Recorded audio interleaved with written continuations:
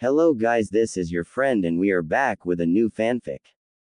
Which is what if Naruto has ultimate power and developed a few special abilities, part 1. And if you enjoy this fanfic then please press the like button and subscribe to my channel for more fanfic like this and comment for next part. And now let's start the fanfic. It was peaceful in Konohagakure no Sato, also known as the village hidden in the leaves. Twilight was just ending and the night was beginning with the appearance of the first stars in the night sky. The scene was tranquil in every sense with the fading light capturing the village until Itadakimasu was the rather low appreciation Tyuki and Ayame of Ichiraku Ramen received from their favorite customer Uzumaki Naruto, the so-called demon brat, among other special names.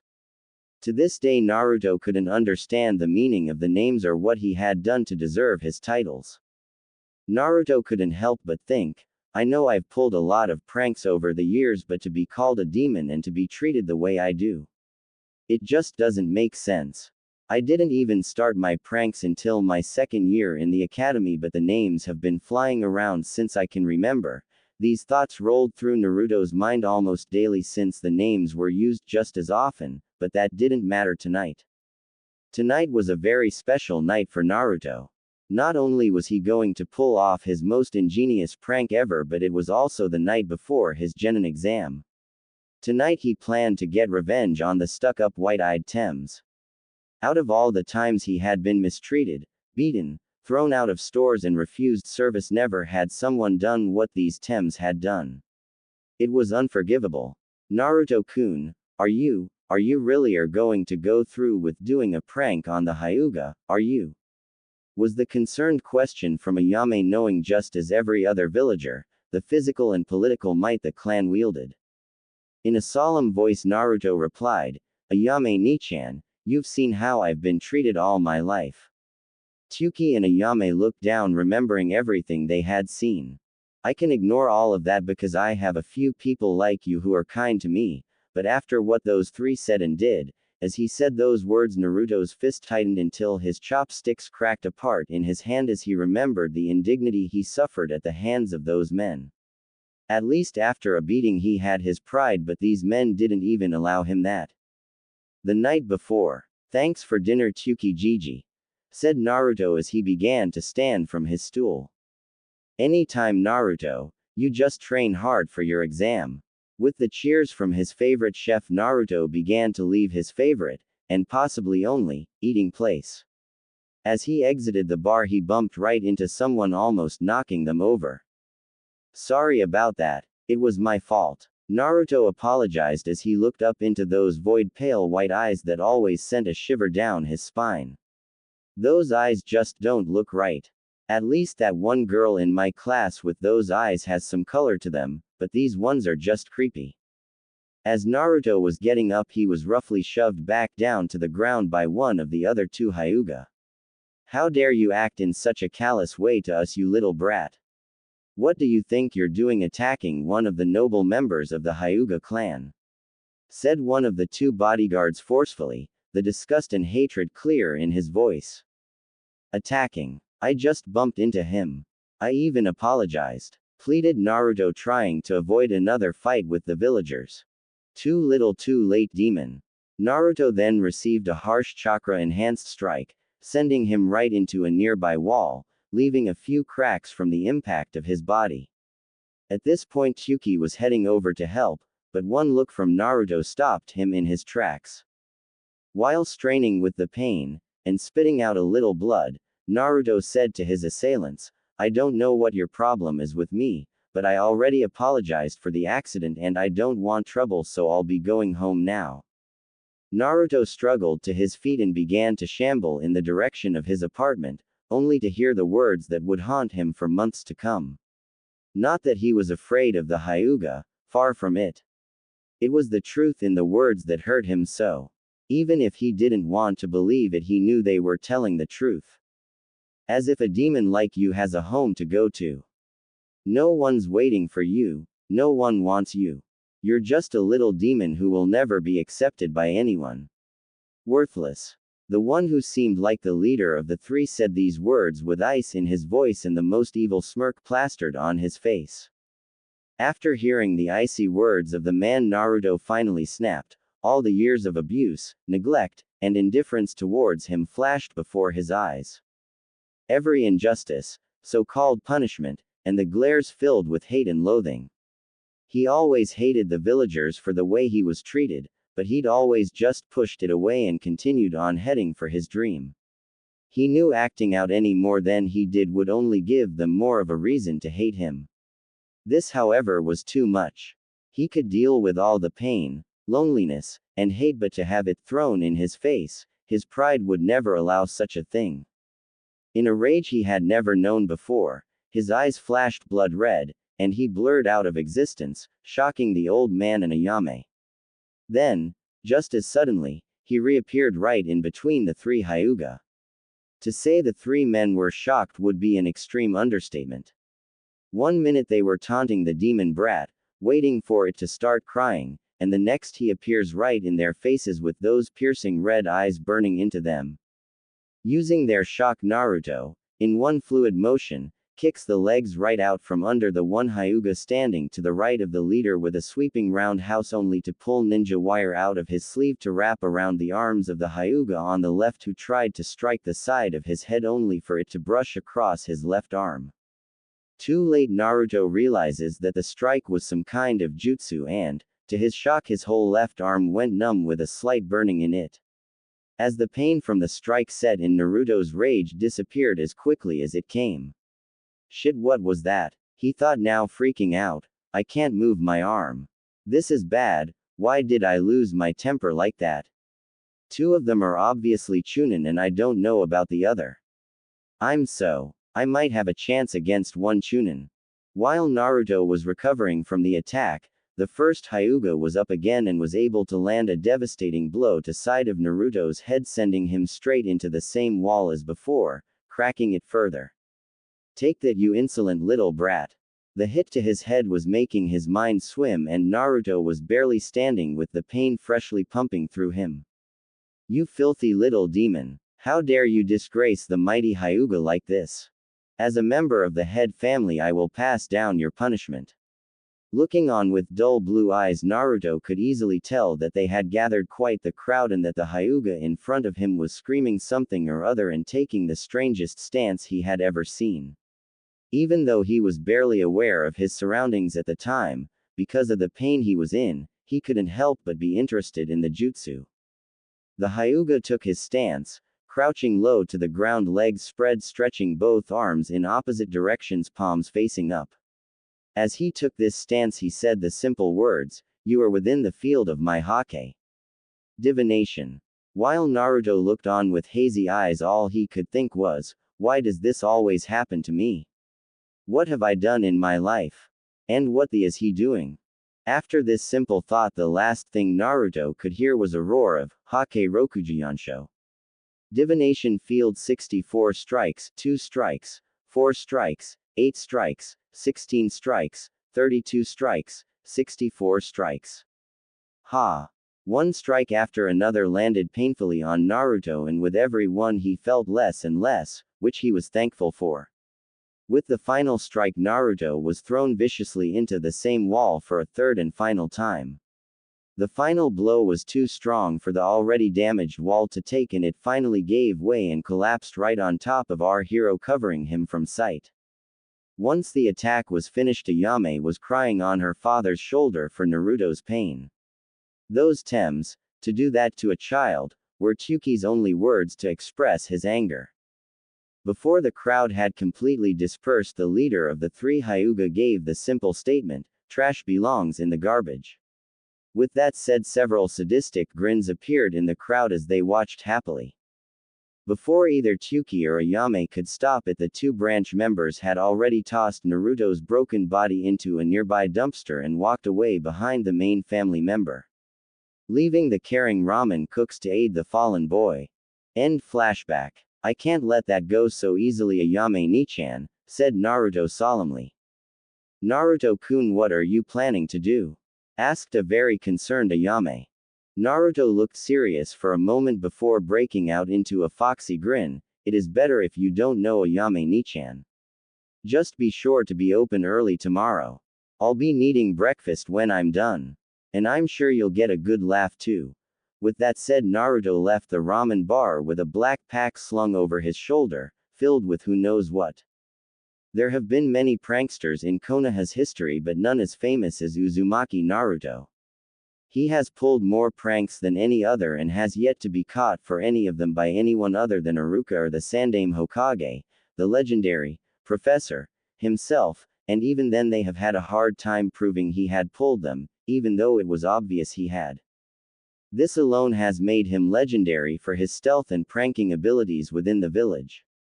He has even been able to prank multiple Chunin, Junin, and any others that have gotten on his bad side. The only ones that seem out of league for Naruto's prank abilities are the Anbu and the Hokage himself. But that didn't stop him from trying now, did it? Even while being perused by the Anbu, Naruto was still able to give them the slip somehow or another. The Anbu were always able to find him and even track him rather easily, but every time they had cornered him he was able to disappear again. Many had started to believe he knew some advanced form of the Shunshin no Jutsu, body flicker, or teleportation technique, but they have never found out if he did.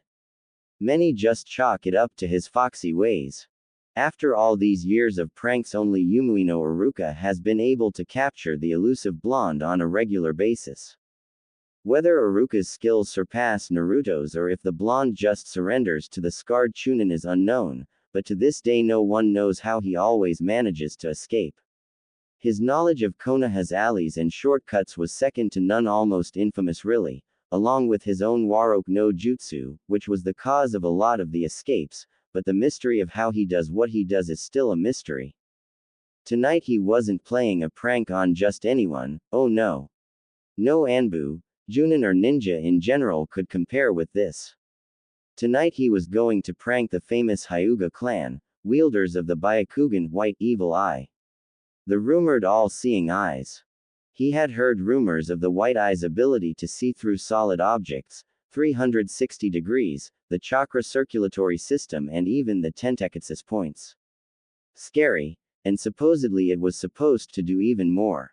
This alone meant extreme caution. That is exactly why we now find our hero hiding behind a building on the edge of the Hyuga's compound. Using the cover of night, he is preparing for the upcoming mission. Changing out of his signature orange jumpsuit, Naruto began re-examining his plans for the night. Everything has to be perfect. Let's see. First I need to get past the guards and then sneak into the first of the 4 buildings in the compound. 2 of them seem to be living quarters and the other one seems to be a kitchen and storage of some kind, with the last, apparently the main building, most likely filled with greeting halls, meeting spots, and other boring stuff like that. The garden that runs between the 2 residential buildings would be the best cover. I wonder why the family is split into 2 houses. They could have made it easier for me by all being in the same building. Naruto then looked more closely to try and see if there was some kind of trick to the one of the buildings were actually a trap for intruders, then he most likely would miss breakfast. It seems one of those buildings could hold them all, so why would they separate themselves? I don't see any traps, maybe they just like their space. But one of the sections seems to be more lavish than the other. I wonder if maybe there is a difference between the 2 groups. Naruto decided to finish his thought aloud. Well, it doesn't make a difference now. Naruto stood wearing black Anbu-style pants that seemed to absorb all light around them. They ended with basic black bandages wrapped tightly around his ankles, leading into black shinobi sandals with red trim that ended higher on his calves for better support. On his upper body he wore a skin-tight black long-sleeved t-shirt, black fingerless gloves, and bandages tied around the lower half of his face to hide the telltale whisker marks. This is much better. I wish I could dress like this all the time, but it took me nearly a month to save up for this set of clothes. With the little money I have left after my living budget, not to mention I had to use a henge transformation to get into the store to buy them, too bad I can't. I like orange and all, but it's just a little too noticeable. But if it wasn't for me having to learn stealth in bright orange, I probably wouldn't be this good. Maybe I could get a black and orange outfit, or maybe just a mask. Well, that's enough daydreaming, it's time to move. Before Naruto ran off, he tied a long black cloth over his head, hiding his hair completely to finish his disguise. They may be able to see through solid objects, but it doesn't hurt to be safe. Moving as quickly and quietly as he could, Naruto jumped the outer wall of the garden, and while staying in the shadows, he began circling the inner wall of the compound, looking for an opening in the guard's watch. Luckily for him, none of them seemed to use their prized Byakugan. I was worried that this was going to end before it began. The arrogance of the Hyuga was ridiculous. Only one guard was stationed at every entrance to the complex and 3 walking the grounds. Not even guards at the doors to the houses. After circling the grounds twice, he finally saw the perfect opening. With a burst of chakra-enhanced speed, he rushed to the tree closest to his target, and with a quick rebound off the tree, he flew to what he assumed to be a hallway window. The closest guard looked around to see what the rustling sound a moment ago was, but only found a slight unsettling of dust. With a slight shrug, he decided to patrol the houses just to be safe. Once inside, Naruto quickly merged with the shadows of the walls, just as he was trained to do. He then began his search for his intended targets. While moving from room to room, Naruto practiced paranoia he had never known. At the slightest noise, moving shadow, new scent, or just an out-of-place shiver on his skin, he would hinge into a rug or other common item in an instant. It was a good practice too, as his paranoia had saved him a couple of times from a guard making his rounds. 3 hours after the start of his infiltration, Naruto was reaching the end of his job. Slipping into every room of the compound proved to be more of a challenge than he had thought it would be. The place was huge, almost maze-like, but he had still done it. Now, on the last few rooms, Naruto was getting the biggest swell of pride for his own accomplishments, since he had mastered Kawarimi no Jutsu, replacement without hand seals. He hardly got recognized for anything other than pranks. At least when he pulled pranks, people were awed until they discovered it was him. Some praise is better than none. As soon as he entered the next room and began to acquire his target, he caught a familiar scent that made his stomach drop. The only thing that he could think was, Hinata. As he turned to look at the sleeping girl in front of him, while holding a pair of lacy violet panties. Several thoughts ran through his head, but the most prevalent was, I can't do this to Hinata, she's never done anything to me. She's actually been one of the nicest people in the whole village. Also, I had no idea Hinata had this kind of side to her, he thought while putting the panties back and finding a lot more racier ones in varying colors and designs, earning a raised eyebrow. As he thought of this, images of a blushing, stuttering Hinata that was complimenting him in a quiet, almost whispering voice entered his mind. Next came all the times he spotted her following him with that same blush, as well as her habit of poking her fingers together. He couldn't help but wonder, I wonder why she follows me sometimes. She also hides whenever I turn her way or try to approach her. She obviously isn't following me around to talk, maybe there's another reason. With a slight blush, he decides, no, he couldn't do it, he couldn't prank her. With one last look at the peacefully sleeping girl, he slipped out of the room just as quietly as he had come. Now to finish the job and get out of here. Good night, Hinata. I hope you like the show in the morning. The following morning in Konohagakure no Sato could only be described as pure chaos. All over the village, in trees, on the ground, hanging from just about everywhere you could think to look, was the entire Hyuga clan's clothing, from their signature cream-colored jackets to their unmentionables. While the entirety of the Hyuga clan was out gathering what was left of their pride, our blonde hero was sitting at his favorite restaurant enjoying a well-earned breakfast, the food of kings, ramen. Even though Naruto had just gone an entire night without sleep, here he was in the same clothes as the night before, except for the absence of the cloth covering his hair, wrappings around his face, and the addition of his signature orange jacket hanging open, showing off his tight black shirt. He also had his goggles hanging around his neck as he listened to the praise of his favorite chefs. "I can't believe you actually did it, you little brat," was Tuki's boisterous congratulations. "Everyone is going to be talking about this one for years." "Naruto-kun," was the excited comment from Ayame. "Ha ha ha, I hope so. What else would you expect from the next Hokage when he pulls a prank?" Then taking a more serious tone, Naruto said, "This was really meant to drop them down a few pegs though." "Really, how does a prank do that? I understand having their clothes in, well, you know what's thrown all over the village being embarrassing, but how would it drop the view of their skills or reputation? The Hyuga are one of Konoha's 4 noble clans after all," asked Yuki as he handed Naruto another bowl of ramen. "Well, it really means nothing to normal villagers, but as a funny prank. On the other hand, to train shinobi, it's a matter of village security." Not only was the compound of the most powerful clan infiltrated, but every room was entered and raided without notice, was Naruto's response with noodles hanging from his mouth.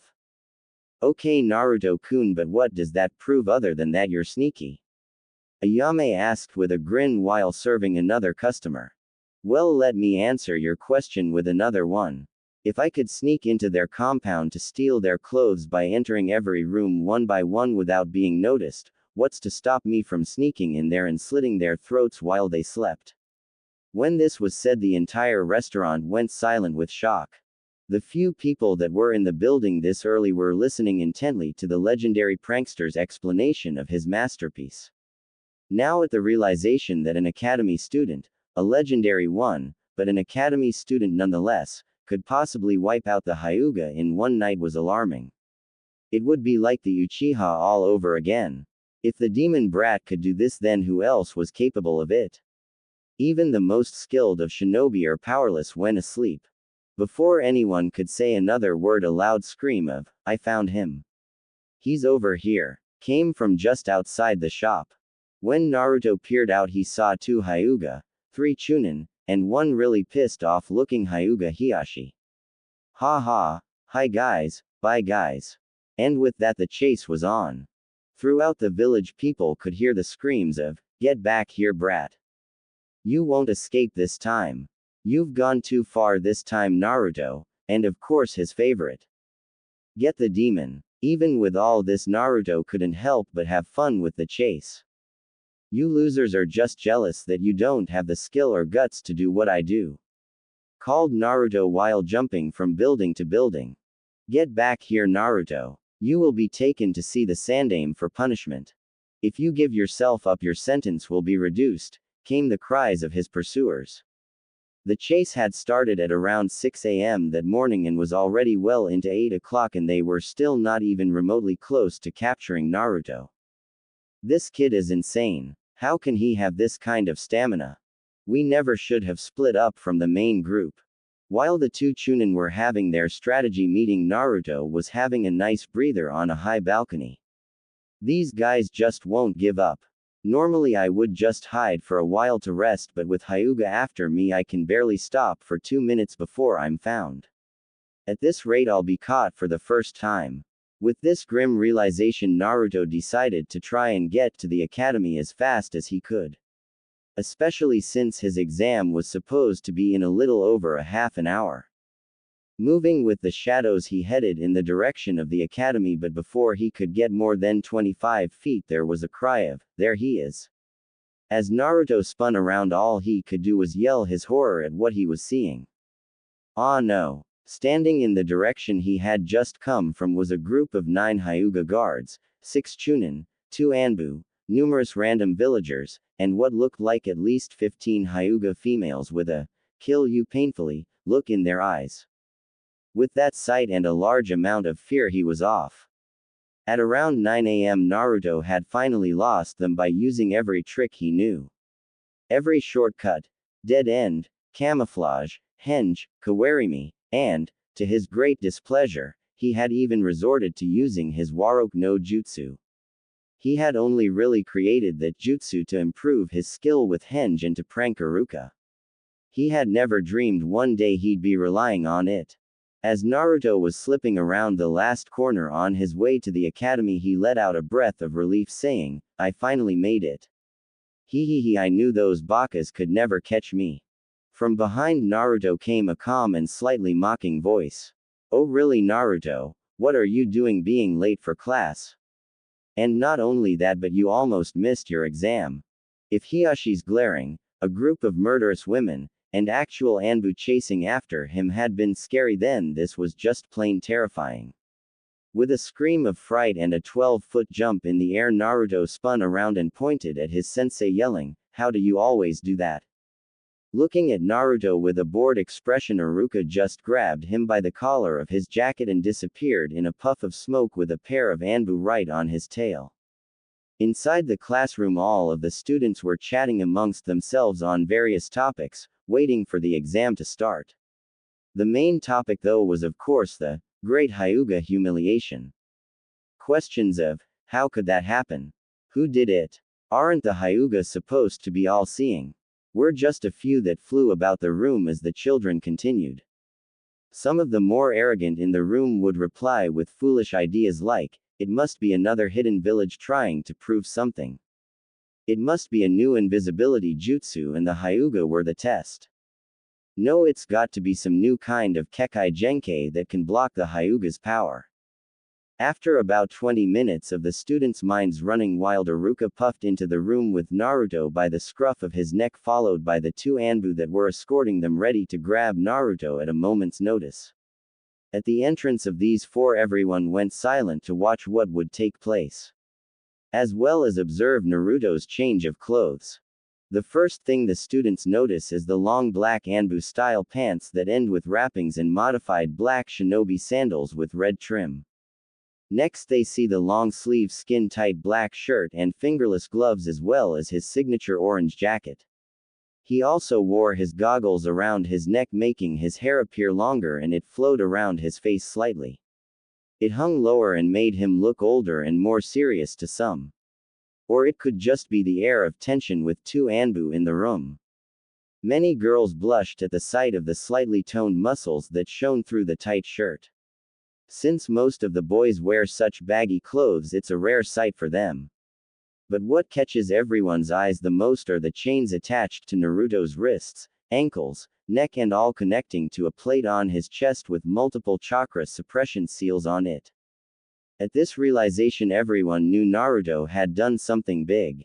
The academy doesn't teach Fujin seals because they are considered high-level techniques and often dangerous. It does, however, teach to recognize common ones, such as exploding note Fujin, basic Fujin for items to be stored in scrolls for travel, and the Fujin on those cuffs used on dangerous nuke nin. "Don't you think this is a little excessive, Anbu-san?" asked Iruka with a frown. "With all due respect, Iruka-san, it took nearly 20 Hyuga, 8 Chunin, 4 Junin, and the two of us Anbu to apprehend him," said the rat-masked Anbu. "What? How could the Dobi be that strong? They needed that many high-level shinobi to catch him. He must have something up his sleeve, and I must have it," was the unbelieving thought of a scheming student. "If it was not for the Hokage's order to turn him over to you for his exam, he would be in a class 3 holding cell waiting for his sentence," was the calm reply from the bare-masked Anbu.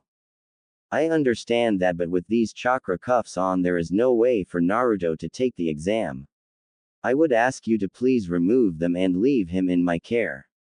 I will take full responsibility in making sure he appears for his hearing with the Hokage tomorrow," Iruka forcefully suggested with a rather familiar glare to the two Anbu. "I'm not sure about this. What if he runs again?" Rat asked with uncertainty in his voice. "Unless you already forgot, Anbu-san, I was the one who finally caught him after you all failed for over 3 hours, said a smirking dolphin. After a moment of silence, the bear Anbu did a number of hand seals, too fast for any one of the students to follow, and removed the cuffs. "He's your responsibility now. Don't come crying to us if he gets loose," Bear plainly said. "Thank you, Anbu-san, and don't worry, I'll take care of him," Iruka said, placing a hand on Naruto's head. "Oh, by the way, kid?" Rat inquired. Was Naruto's rather lethargic reply. Nice job on the Hyuga. I don't think even we could have pulled that off, said the rat Anbu, clearly impressed with the boy. After the rat Anbu said those words, the entire class collectively dropped their jaws on the floor, and the collective thought in the room was, Naruto did that. I've known Hiyashi for a long time and I have never seen him that mad, embarrassed, or impressed. Bear murmured in the same voice. Impressed? Naruto asked, unsure. Yeah, kid, when you're at the top like the Hyuga, or it takes something big for them to notice anything. This prank of yours really caught his attention, said Rat in a sing-song voice. By the way, how did you do it anyway? Uruka asked. Now every person in the room was listening intently with their own thoughts on the matter. Stupid Naruto, you're so immature. Yeah, he is cha. Inner bitch. Naruto looks kind of hot in his new clothes and longer hair. I wonder what he would look like with highlights. This is too mendokus. I wonder, Munch, if I can use Munch, the same method to sneak into the kitchen. Munch. Stupid Naruto, he's hogging all the attention. I'll get Akamaru to bite him later. Buzzes. Booze. Interesting. Naruto-kun, thank you for not doing that to me. I would have died of embarrassment. Wait. Naruto was in my room. I'm going to die. Did he find anything? Nothing of mine was missing. Wait, a pair of my panties were unfolded. Naruto-kun was touching my panties. The person who thought this blushed dangerously red before passing out with a nosebleed. How could the Dobi do something like that? The Hyuga were always the Uchiha's rivals. Could the Dobi be that good? He has been catching up lately. He's still a Dobi, but maybe I should keep an eye out. Every little thing that can help is worth it. Maybe I could use the same method for a sneak attack on my brother. Or maybe I finally have a decent sparring partner. I don't want to sound arrogant like some Thames, he said, sending a glare at a certain black-eyed boy, but to tell you the truth, it really wasn't that hard. When I first decided to do it, I was worried, but after a few hours of watching the security, it really wasn't anything special. Naruto caught the entire room's attention when he said this. They all were just too shocked to do anything but listen.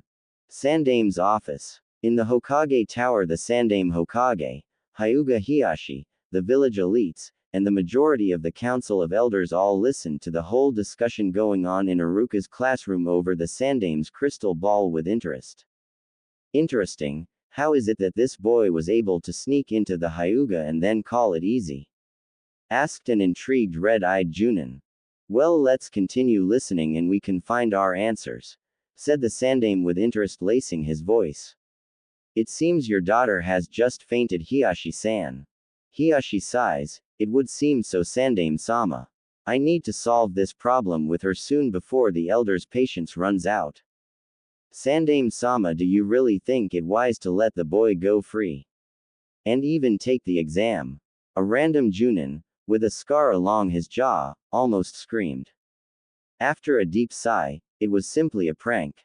Even though we, as shinobi, see it as more of a threat to village security, to him it's just his version of revenge, said the Sandame with annoyance. See, said the man frantically, the fox is after us, and it's starting with the Hyuga to weaken us before it attacks. We must kill it before it's too late. We never should have let it live so long, said the same scarred Junin from before. In an instant the legendary Professor was in front of the man, and in an icy voice that sent a shiver down everyone's spine and reminded them just who their Hokage was by the rather noticeable killing intent being emitted. I have put up with closed-minded fools like you on this matter for far too long now. If you are a shinobi who does not possess the skills to see the difference between a hero and a demon, then you have no business as a Konoha nin. The Sandame turned around and headed for his desk. Leave now and put your Hitai-8 on my desk on your way out, was the flat command after the killing intent had dispersed. Hokage-sama youca and bs or ious, said the stuttering Junin. Either that or take your time with Morino Ibiki. What? Said the Junin in horror at the idea of being at the mercy of the rumored sadist that commanded the Interrogations and Intelligence Division. You broke the law. With this simple statement, everyone knew what the Hokage meant. He may show leniency to the villagers for their barbs of demon or monster, as long as they don't touch Naruto, but for shinobi he has never been lenient on the subject. Please quiet down. I would like to hear how a 12-year-old academy student infiltrated my home, was Hiyashi's calm request. Quite. I actually am very interested as well, Kakashi added while looking over the edge of his ever-present book. As the scarred shinobi left the room, leaving his Hittite on the table, he scowled while vowing to himself, "I'll get you, demon, someday." Iruka's classroom. "Well, Naruto, how'd you do it?"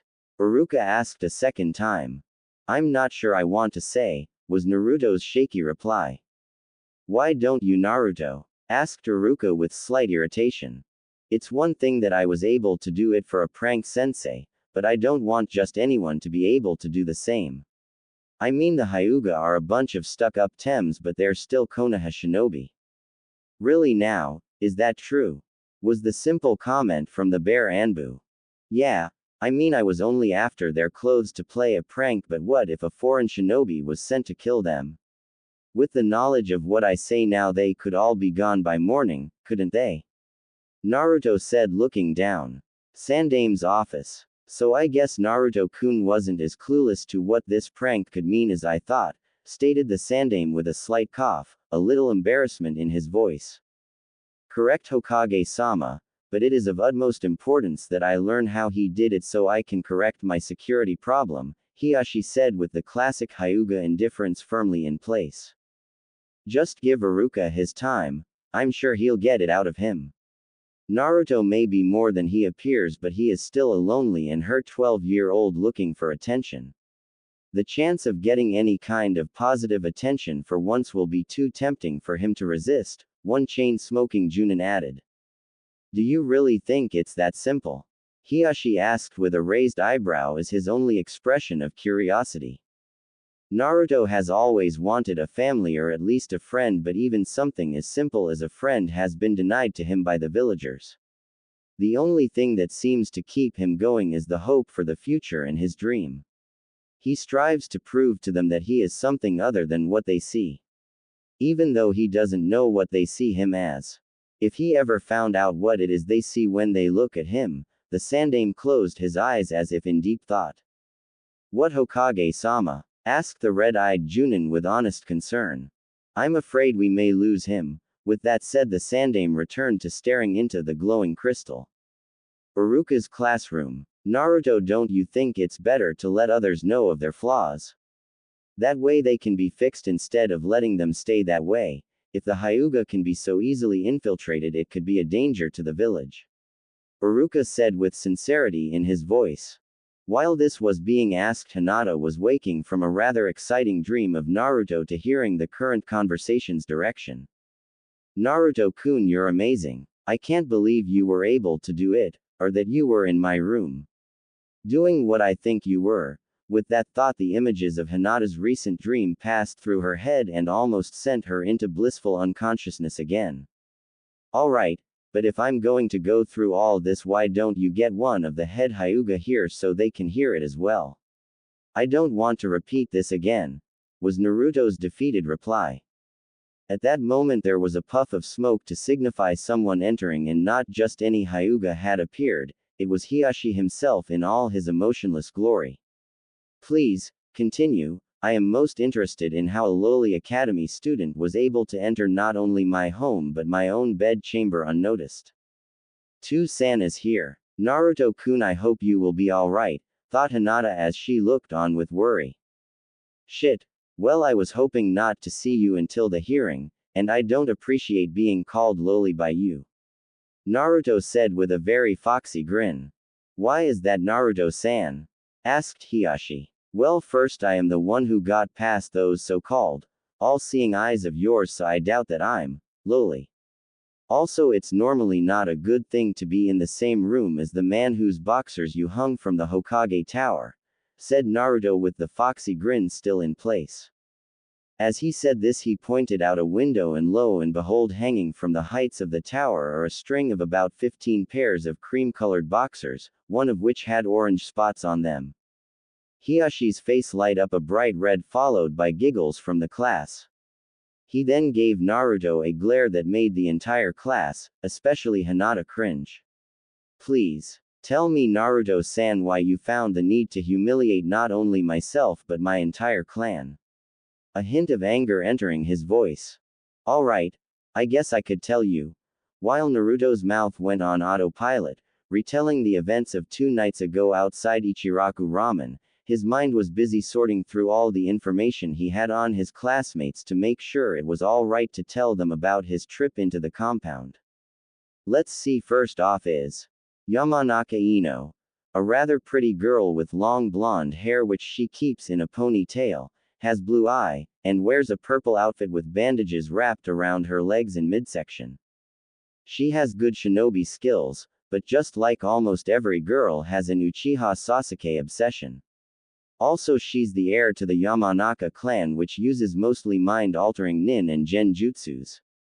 She's no threat. She may be a gossiper, but she has to keep the details of her family jutsu secret, so she clearly knows how to keep important secrets. Haruno Sakura. She has shoulder-length pale pink hair that she keeps tied back with a red ribbon, jade green eyes, and a red Chinese dress with a white circle on the back. She's probably the weakest kunoichi in the whole village, but is decently skilled on the basics, and very book smart, but that's about it. She also screams like a banshee, and she's hopelessly infatuated with Sasuke. When I first met her, I found her rather cute, but that died quickly after the first time I asked her to hang out or train. She screamed right in my face that I was a loser and couldn't compete with Sasuke. That ended that attraction rather quickly. Overall, she should be smart enough not to tell anyone, so she's no threat here. Hyuga Hinata. A shy girl with short indigo hair, lavender-colored eyes, and soft features. She wears a baggy coat emblazoned with the burning flame, the crest of the Hyuga, the most prestigious clan in the village and probably the country. She also wears black trousers and normal shinobi sandals. She's very shy around people and often blushes when I lock eyes with her. Otherwise, she's one of the better students in the class. Great intelligence, excellent combat and survival skills, never gloats about her achievements, and is very humble. One of the more likable girls for her lack of a Sasuke obsession and the fact she always acts so nice to me. Of course she's nice to everyone, so I shouldn't take it special, but so few are nice to me it's hard not to. Well, she is a Hyuga, so she clearly won't be telling people how to sneak into her home. Then again, those panties, I could be all wrong about her, nah. Nara Shikamaru. A guy who complains about anything and says everything is mendokus, troublesome. He has long black hair that he keeps up in a pineapple reminiscent manner. He wears a thin gray vest over a fishnet shirt and black knee-length trousers. Despite his slacker attitude, he's a ing genius. At least that's what I can figure out from his frequent games of shogi and go he plays in class. Heir to the Nara clan, which uses shadow-based jutsus. If he's even awake to hear this, then he won't tell anyone. It would be too mendokus. Threat level 0. Akamaiki Choji. A big-boned guy who often stuffs his face with chips he pulls out of HI sand as Shikamaru's best friend. He has brown hair and swirls on his cheeks. He wears a green overcoat with matching shorts and a white shirt that says, "Eat," on the front with bandages on his arms and legs. He excels in heavy striking taijutsu thanks to his family's art of increasing the size of their bodies and limbs. He hates it when people call him fat. I would avoid doing that at all cost. He is the heir to the Akamaiki clan. He would never betray Konoha. Besides, Choji's too nice to spread around info like that. Even if he stops eating, he's no threat. Inazuka Kiba. A boy with a very feral appearance that smells and even acts like a dog. He's loud enough to give Sakura some competition and always brings a small dog with him in his coat, named Akamaru. He wears black pants and a fleece-cuffed hooded jacket. I just call him Dog Boy. The only thing that he has that is greater than his loudness is his arrogance. He's heir to the Inuzuka clan that raise dogs as nin animals and trackers. Most of their jutsus seem to revolve around the partnership with them. They also seem to possess slightly heightened senses that can be strengthened by adding chakra to their noses. In the end, he's got strong pack mentality. With Konoha being his pack, you never betray the pack. Aburame Shino. A silent guy that speaks only when necessary and is very intelligent. He wears dark round sunglasses, a high-collar gray coat that covers the lower half of his face, and brown pants. His hair is spiky and unruly in appearance. As far as I know, his family's very mysterious and he's ruthless when fighting. He likes to talk to bugs, it seems. All I know about his jutsu and clan is that it's rumored that they use bugs as weapons. He would have to talk to someone other than his bugs for him to tell people. Then again, they say it's always the quiet ones, just look at Hinata. And finally, Uchiha Sasuke. Best in class, village heartthrob, and born from one of the greatest clans in the village. His clan was all wiped out about 5 years ago, and now he's declared himself an avenger of a noble cause, to find and kill the murderer of his clan. He has a handsome face, black spiky hair, and onyx eyes. He wears a blue turtleneck shirt, white shorts with bandaged legs, with white slips over his forearms. He and I have always been silent rivals. He's always been ahead of me in classroom abilities, but I never cared about that anyway. He won't tell anyone, he keeps everything to himself, in hopes that he can use it, typical Uchiha. Naruto took a breath before resigning himself. May as well just get this over with, was how Naruto finished his thoughts before catching up with his mouth. After that strange jutsu was over, I was unconscious for about 20 to 35 minutes. Once I woke up, Tsukijiji and Ayame Nichan told me that the other two had thrown me in the dumpster next to the stand before leaving. It took me about another 15 minutes before I could feel my chakra normally. Then once I could move, I headed off to plan my revenge. I mean prank. Naruto finished his explanation with a little slip of the tongue. You recovered from a Hake Rokujuyansho in only 35 minutes. Was the shocked statement from Iruka. As Naruto looked around the room, he could see the Anbu had tensed, Hiashi was glaring at him, and Hinata was looking star-struck, all of which made him somewhat curious. Is that special or something? I was kind of out of it at the time because of the strike to my head, but the jutsu didn't seem that powerful. When Naruto finished, he heard a sharp intake of breath from a few select people. Naruto-san, that jutsu is one of the 5 strongest jutsu the Hyuga clan possesses. While we do possess much stronger ones, it normally takes a person at least a week to recover from a direct hit like you received. For you to do it in less than an hour, with no medical attention, is impressive. Though he was truly thinking it was impossible, even though he was looking at the proof right in front of him, you do realize if you had come to me with this, I would have dealt with them myself. You didn't have to punish my whole clan for the crimes of 3. Hiashi said a little reluctantly. What? Asked Naruto, honestly confused about what Hiashi meant. It is against clan law to use any of our high-level jutsu in such a way. They are only to be used in serious situations, and a street brawl is defiantly not a serious situation. After your punishment, I would like you to point them out, said Hiashi while glaring. Not only had the offending Hyuga broken clan laws, but they committed assault, possibly treason, and may have broken the Third's law as well. Their fate would be up to the Hokage if they broke that law. Naruto looked serious for a second. Okay, how about we leave it at that and I finish my explanation? It's already 9:45 and I still need to take the exam, said Naruto while sweat dropping. That's right. I'm sorry, Hiashi-sama, but I will have to ask you to leave, pleaded Iruka. My apologies, Iruka-san, but until I hear the explanation I will not be leaving, stated Hiashi, believing Iruka did not understand the seriousness of the situation. You will be attending the hearing to decide Naruto's punishment, won't you? Of course, how could I not? Well, he will have to explain it again in front of the council anyway, so you can hear it tomorrow with the rest. I'm sorry, but I really need to start the exam right now, Uruka said forcefully. After glaring at one another for a moment, Hiyashi finally decided to back down for the time being. Very well, Uruka-san. I will see you in the council meeting tomorrow, Naruto-san. With that, Hiyashi puffs out of the room. After some murmuring from the students, Uruka began the long process of regaining control of his students. Sandame's office. You disappeared rather quickly, Hyuga-san, Kakashi said in a bored tone. Well, if the boy was going to need a Hyuga present to tell his story to, why not the head of the clan? Said Hiyashi with a raised eyebrow. I suppose, but I believe it was a good thing Naruto held off telling everyone. I don't believe this is something an academy class needs to hear. As soon as the hearing takes place and he's made his statement, I will classify this as a top secret village security issue, said the Sandame in all seriousness.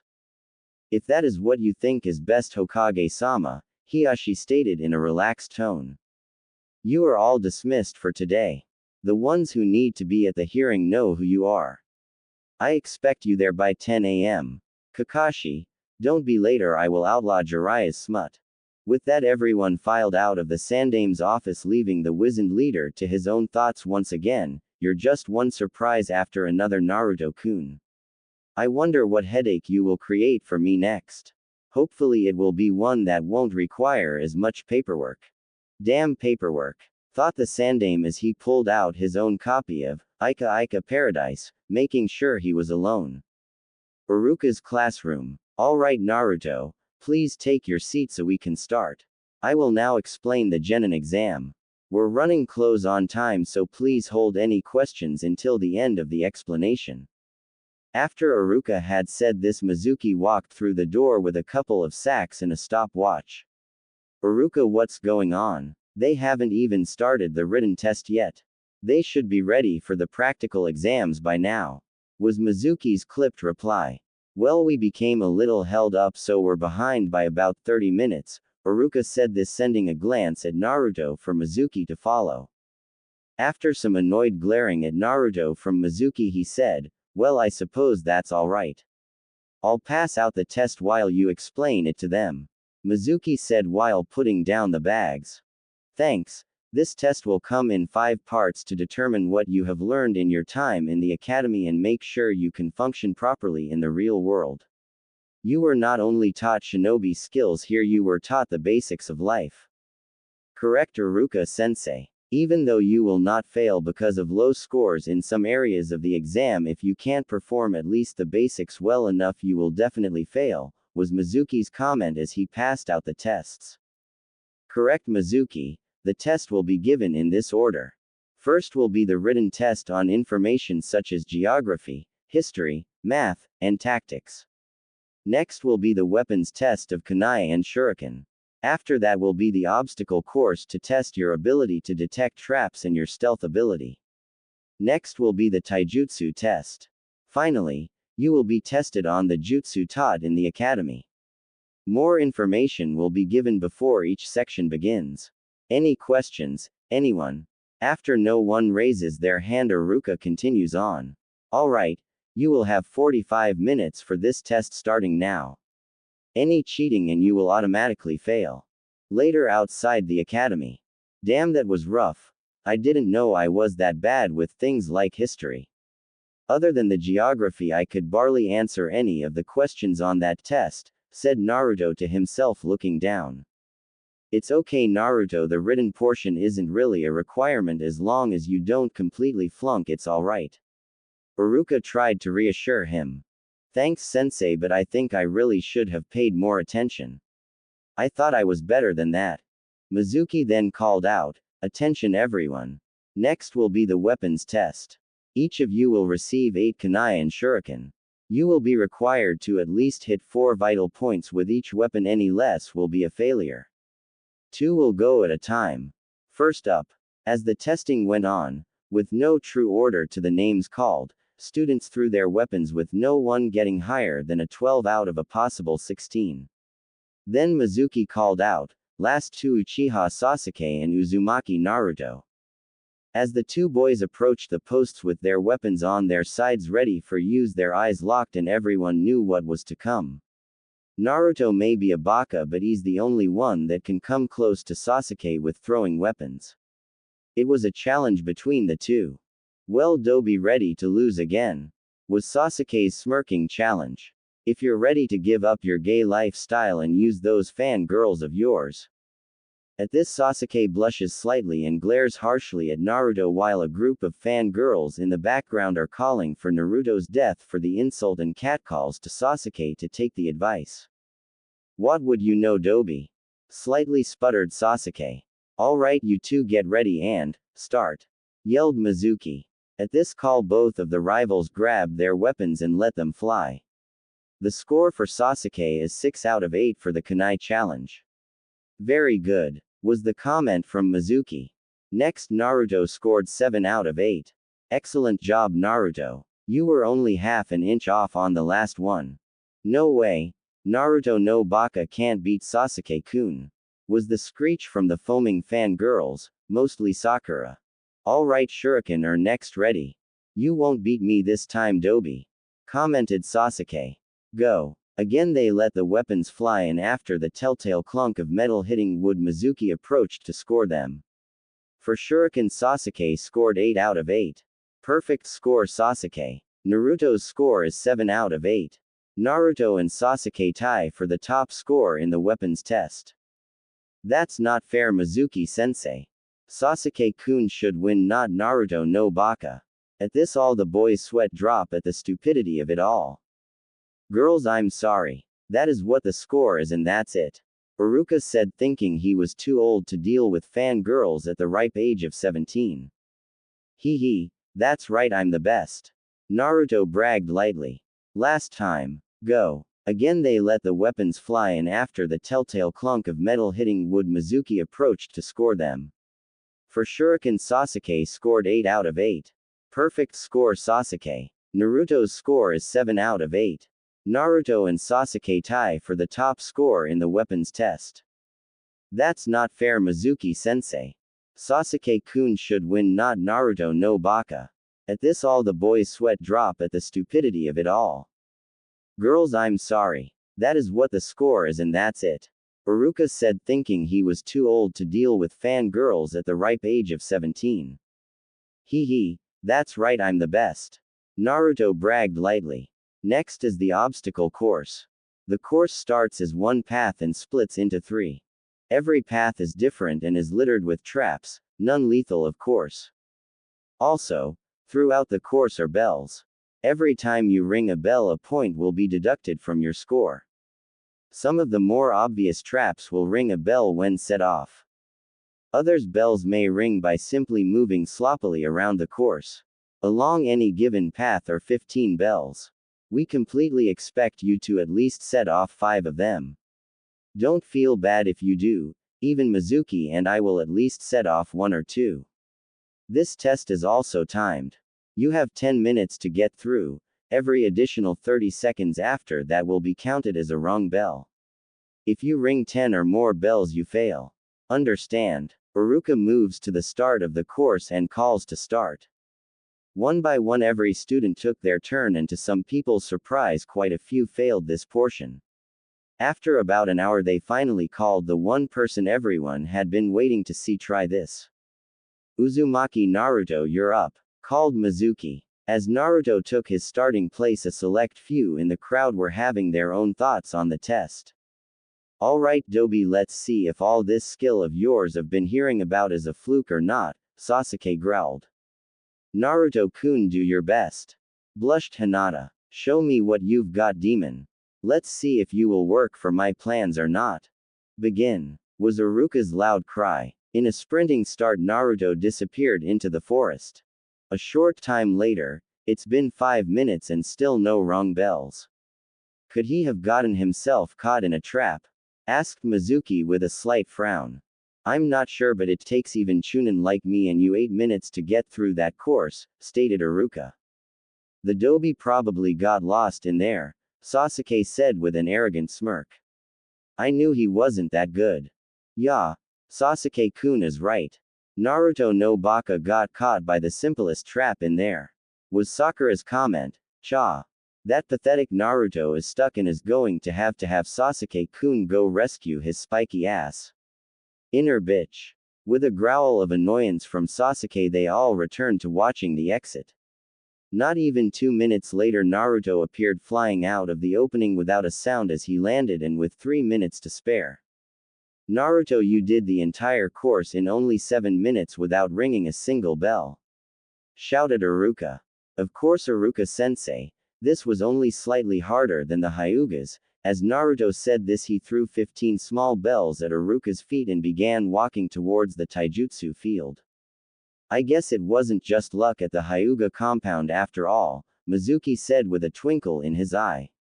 Not only that, but if Naruto was able to go the whole course in 7 minutes without ringing a single bell and even collecting them, his stealth must be Junin level, or even better. Iruka sounded shocked. After this was said, everyone could hear Sasuke growl while walking to the taijutsu field. So the Dobi has stealth. That won't make him strong. It just makes him sneaky. That's it, he's no match for the last Uchiha. I'm an Avenger and that means I have to be the strongest. We will see who the best is, Dobi. On the walk to the next testing area, the students couldn't help but to gossip about Naruto's skills. Can you believe Naruto did that? Ino gasped out. No, he must have cheated. There's no way he beat Sasuke-kun. Sakura shrieked. He did get through without ringing a bell. He has to be good at something. I guess that's stealth, huh, Akamaru? Arf arf. Kiba asked out loud to his dog. I had one of my insects follow everyone when they went in. He did not cheat, stated the ever-calm Shino. Munch, what do you, Munch, think about it, Shikamaru? Choji asked between munches. Mendokus, I honestly think he's better than what he shows. He's like me. He doesn't try. It's not worth it, Shikamaru yawned. So what? He's good at stealth. He's still a Dobi. Sakura just looked at Sasuke dreamily. Cha. Sasuke-kun's right. Naruto no Baka is no match. Inner bitch. Naruto-kun, I hope you pass and we get on the same team. That would be wonderful, a mind-stuttering Hinata thought, blushing. Here we will have the taijutsu portion of the exam. Each of you will have a turn sparring with either me or Mizuki. We will be grading you on speed, stamina, and technique. Then we'll give each of you an overview of your skills before moving on to the ninjutsu test, was Iruka's explanation. One at a time, each student had their turn sparring. It was about 11:23 a.m. by the time everyone finished. Alright everyone, there will be a change of plans because of how late it is. We will give each of you a private explanation of our decision, then you will be released for lunch. Everyone met with the sensei they had sparred with for their grade. Some left with proud smiles and some left slightly sweating, while others looked like they'd been stabbed with a kunai. As Naruto was approaching Iruka, he began to sweat because he knew he hadn't done very well. To start, Naruto, your stamina and form are good, but you're too slow, your movements are very choppy, and your reach is too short. Iruka knew he hit a soft spot with this one. Naruto has always been sensitive about being the shortest in class, but he knew he needed to hear this to improve. If this was a pass or fail grade, I'm afraid you would have failed, Iruka said very quietly. Am I really that bad, sensei? Naruto asked in a subdued voice. Iruka smiled softly as he put a comforting hand on Naruto's shoulder. It's okay, Naruto. You have the best stamina I have ever seen in an academy student. Heck, even most Chunin don't have your kind of stamina, but I think the basic style we teach here just isn't right for you. It's meant for straight out combat, but with your size it's just not right. When you get with your Junin sensei, ask him for a style with a lot of dodging and quick hits. Just work on your speed, power, and get a more suitable taijutsu style and you'll be fine. That's what this test is for after all. It's better to find these things out now instead of later. Thanks, Iruka-sensei, said Naruto with a broad grin in place. Now get to lunch and don't be late for the last part of the exam. After Naruto had run off, Iruka poofed back to the classroom to meet up with Mizuki to review and grade the last 4 exams. In the classroom, "How's it looking, Mizuki?" asked Iruka. "Actually, pretty good so far. Out of the 40 students, it looks like between 23 and 28 will pass," stated Mizuki. "That's good news. Let's finish grading these quick so we can get ready for the last portion since it will probably take 2 hours to get through them all." "You're right, but it still worries me some," said Mizuki as he set down the papers. "What does?" asked Iruka as he leaned against the wall. "Well, I'm sure some of these kids should pass from what I've seen over the year, but they aren't or are really close." Iruka let out a heavy sigh. "You mean like Naruto?" "Yes. It seems he is either excellent at something or he downright at it. I know he should pass, but he's right on the fence. It all comes down to the ninjutsu portion. All we can do is to wait and see how he does. In the end, it comes down to Naruto." Outside the academy, Naruto was enjoying a few rice balls under a tree. "I wonder how I'm doing. I did horrible on the written test, but sensei said it wasn't a requirement. My stealth and weapon technique were high scores, but my taijutsu would have been a failure. I guess all I can do is wait and see how I do on the ninjutsu test." Just as Naruto was finishing up his lunch, a few of his classmates went walking by, heading back to class as the bell sounds. "Well, this is it. I guess all I can do is my best. Naruto-kun, you're so strong. I wish I could be like that, but I can't even find the courage to talk to you," Hinata thought while frowning as she watched Naruto go. Back in the classroom, everyone was taking their seats as Hinata walked in. "Hinata, you're late," said Iruka as he looked up from his desk. "Sorry, Iruka-sensei. It's all right, Hinata. Just take the seat next to Naruto so we can get started." "Hi, sensei." As Hinata was climbing the steps to take her seat, the only thing she could think of was, "I'm sitting next to Naruto-kun. This is my big chance to get him to notice me.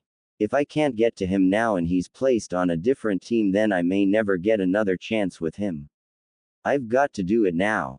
With these thoughts in mind, Hinata finally takes her seat with resolve. "Everyone, this is the final portion of the exam. You will be called down one at a time into this room over here to take the test. We will be testing you on your skills with the Henge transformation, Kawarimi replacement, and Bunshin no Jutsu clone. Now, just being able to perform the jutsu won't be enough to pass. You must be able to perform it with decent control, speed, and form. In other words, if you create 3 clones but it takes you 2 or 3 minutes to do it, you will fail. This test is to make sure you can be efficient in the field already. If you aren't up to that level, you will just be wasting the Junin's time." "Any questions?" asked Iruka hurriedly. At the end of the explanation, Naruto drops his head on the desk, hard drawing a few stairs while he thought, why did it have to be Bunshin no Jutsu? Henjin Kawarimi I can do, but Bunshin is my worst jutsu. What am I going to do? Am I really going to fail after all I've done? Naruto-kun, I know you will do your B street, stuttered Hinata in a whisper. "Huh? Oh, Hinata, when did you get here?" asked Naruto. Hinata looks down, heartbroken, her resolve gone. "He didn't even know I sat next to him. He really doesn't notice me. Thanks for the cheers, but my Bunshin, it's my worst jutsu." Hinata blushes at the foul language. "I'm sure you can do it if you try, Naruto-kun. You never give up." After thinking a moment, "You're right, Hinata. You never know until you try." "Thank you," said Naruto with his grin back. "Hyuga, Hinata, you're next." Hearing this, Hinata looks at Naruto, then starts her way down the steps. "Good luck, Hinata, I know you'll pass, you're great." After hearing this, Hinata blushes a deep red. "Maybe I do have a chance. DNKU Naruto-kun." One after another, shinobi to be enter and exit the room. A few minutes after entering, they leave wearing a shiny new Hittite of Konohara with their heads lowered in shame. Then the moment came. "Uzumaki Naruto," was the call of Mizuki. "Well, it's time to give it my all. You fail." Those were the only words to leave Iruka-sensei after Naruto's failure to produce a passable bunshin during the final exam. Naruto, I just don't understand why you can't perform this jutsu, said Iruka with a frown. I don't know sensei, but I really wanted to pass, I really tried, said Naruto looking down. Iruka, you know we could let him pass, was Mizuki's reply. He performed excellent on the other portions of the exam. Stealth, field exercises, shuriken and kunai all were above average scores. We really could pass him. These words had Naruto looking up at them both with hope in his eyes. That's true, Mizuki, but you forgot to mention his written test, taijutsu, chakra control or his bunshin just now. After Iruka said those words, all hope left our hero's eyes once again. I'm sorry, Naruto, but with your score on the written exam and your failure to perform a working bunshin, I can't pass you, was Iruka's flat reply. I'm sorry, but you still have next year. This is your first try and I promise to help you over the break so you're ready for next year. But sensei, that's not fair, came from Naruto with fire in his eyes. I'm sorry, but I believe that you're just not ready yet. Why? Just because I can't make a worthless illusion, was Naruto's hot-headed reply. Naruto, the ability to make bunshin is the basic of the basics. If you can't even do that yet, then you are definitely not ready for anything more advanced, was Iruka's reply. Growling, Naruto shouted, prove it. Iruka stood up with a deep sigh and an irritated look and motioned Naruto to attack with a simple hand gesture. This is for the best, hopefully I can teach him how important the basics are. Now's my chance to prove I can pass without that stupid jutsu, were Naruto's thoughts just before his charge. Naruto came charging in with all the speed he could. Although the instant he reached Iruka, the Chunin had split into 5 copies. I told you, Naruto, you're too slow. After his shock, Naruto began striking as fast as he could to find the real one. One by one they began phasing out of existence when hit. To his shock, when he landed the last strike thinking to hit his solid sensei, it again just dispersed. What? Where did sensei go? Without warning, one of the chairs behind him poofed into smoke and before he knew it there was a kunai at his throat. The next thing he heard was Iruka's voice. This is why we teach those jutsu here at the academy. They may be the simplest ones, but they are the most useful and will probably save your life countless times in your career as a shinobi. They are the basis of all shinobi styles and if used properly can be the best option. Until you can perform them, you will not pass. I'm sorry, Naruto. Outside the academy, Naruto sat on the tree swing to think about everything that had happened today and in his life. It wasn't an enjoyable train of thought. Every memory led to another bad experience, and the more he thought about it, the harder it was to find happy memories. Why do these things happen to me? My whole life has been a living hell, and now this on top of it. Iruka was one of the few people I thought I could trust too. I don't get it. I'm as good as Sasuke with weapons, the best in stealth, can perform kawarimi no jutsu without hand seals, and am one of the best with henge. I even created my Warok no jutsu. Even Iruka fell for it. So what if I didn't pay attention to history or the other boring stuff, have the best chakra control or can make worthless illusions? These were his thoughts as he sat there and watched all the kids that passed being praised by their friends and family. He heard words like, I'm so proud. That's my boy. You're getting a special treat tonight. How he just wished he could have that just once instead of the cold stares and hatred. The next words made him curse his slightly above average hearing. That's him, isn't it? He's one who didn't pass, right? Asked one woman. The one on the swing attached to the tree. Good. Can you imagine if it had passed? That monster a ninja. Imagine it. That worthless demo.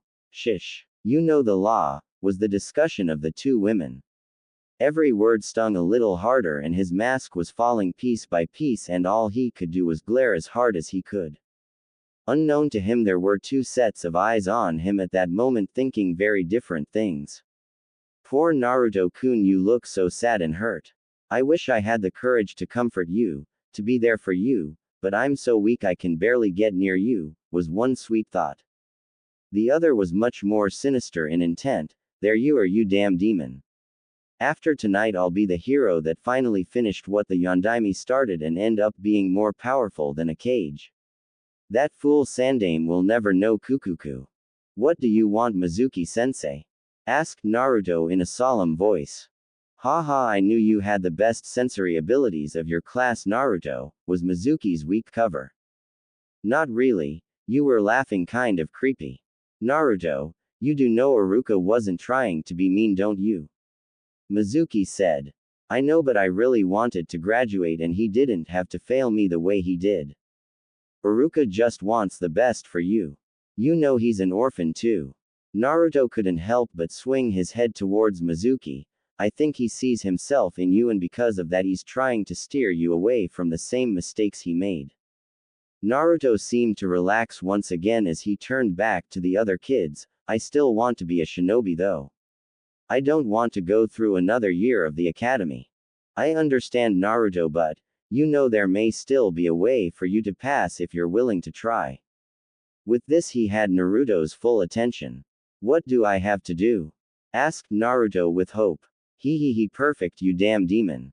Follow me, Naruto, and I'll explain everything. Finally, I will finally have everything I want and you will take all the blame, Kukuku. Later in the dark of night we find our hero leaping through the trees with a large scroll on his back, a smile on his face and more than a little hope in his eyes. Taking this scroll was too easy. I thought when Gigi found me I was done for, but one Warok no Jutsu and he went down. All I need to do to pass is learn one jutsu from this scroll, then show it to sensei and I'm in. But first I need to get to the shack. A few minutes later Naruto found himself outside a broken up wood shack in the forest. Is this the right place? It matches the description Mizuki-sensei gave me, but he's not here yet. Well, I did take the scroll 3 hours before he told me to. After scanning the area and finding a good area to practice, Naruto opens the scroll and begins to read. Guess I should get started. No reason not to use the extra time I've got. Let's see, the first jutsu is Kage Bunshin no Jutsu, Shadow Clone, not more clones. Well, maybe this is a different jutsu than what they teach in the academy. As Naruto reads the description of the jutsu he gets a sick feeling in his stomach, so he begins to skim the contents of the scroll quickly. That just made the feeling 10 times worse. Quote exclamation mark. This can't be right. There's no way Ji-san would use a scroll like this for a genin test. The jutsu in here are crazy. Did I grab the wrong scroll? It's too late now. Anyway, maybe if I learn one of these they will still let me pass. When Naruto begins to practice Kage Bunshin he suddenly has an idea. I probably will never get to see this scroll again after this because of how powerful the jutsu are, or at least not until I become Hokage. I know. I'll copy down the ones that seem doable and non-lethal for me, and practice them later. He then pulls a scroll out of his supply pouch and begins copying his chosen jutsu, or at least the ones that won't kill him. 2 hours after Naruto took the scroll, Hokage-sama, Naruto has crossed the line this time, yelled a random Junin. We can't let him get away with the scroll of sealing. Every Hokage has added dangerous kinjutsu to that scroll since before the village was formed. It even contains the secrets of the seal that holds back the fox. Whimpered a Chunin. I understand your worries and we will get the scroll back. Everyone spread out and search. I want Naruto back here alive, with the scroll. Hi Hokage-sama. With a wave of the Sandame's arm all of the shinobi before him disappeared in a blur and a kick-up of dust. After his orders were given, the Sandame heads back to his office and takes out his crystal ball once again. Naruto, I don't know why you would have taken the scroll, but I have a bad feeling about this. How did you even know about it? Most Junin don't know where it is hidden. I intend to find out though. The crystal ball begins to faintly glow. He began his search where he had been looking before catching Naruto searching for the scroll. Damn, Haruno-san is still at the hot springs. No, must look for Naruto. And so he looked following after the many shinobi looking for the boy, using willpower known only to the cages themselves. Back with Naruto. Damn, out of all these jutsu I can only understand a handful. Even less of them aren't straight out suicide. Let's see how many I've got. 5 jutsu and one is supposed to have high level variations. Kage Bunshin no Jutsu, Shadow Clone, B-rank Kinjutsu, creates solid clones of the user by evenly distributing the user's chakra between them. Shuriken Kage Bunshin no Jutsu, Shuriken Shadow Clone, B-rank Kinjutsu, creates solid clones of any small object X, kunai and shuriken. Bakuretsu Kage Bunshin no Jutsu, Exploding Shadow Clone, A-rank Kinjutsu, creates an exploding Kage Bunshin that can be detonated by the creator's will or by being dispelled. Kokuongyu no Jutsu, Bringer of Darkness, A-rank Genjutsu, creates an illusion of complete darkness over a set area. It traps the opponent in absolute darkness. While inside the illusion the senses of sight, sound, and touch are disrupted. One may see their own body, but once trapped inside the illusion it cannot be dispelled unless by the user or someone outside the affected area. Therefore defending oneself is extremely hard if trapped in this jutsu.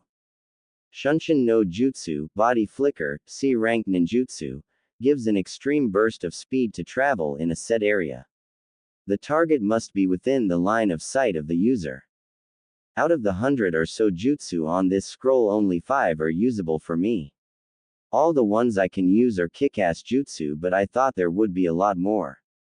This genjutsu sounds interesting and with my nose it would give me a great advantage. I just wonder if this will be any different from learning the Bunshin no Jutsu. Oh well, there's a few left, maybe one of them. As Naruto read on to the second to last jutsu he landed on an interesting one. Hitoshirezu Kensai no Jutsu, Hidden Power, S-rank Kinjutsu. This jutsu finds its roots at the beginning of shinobi skills.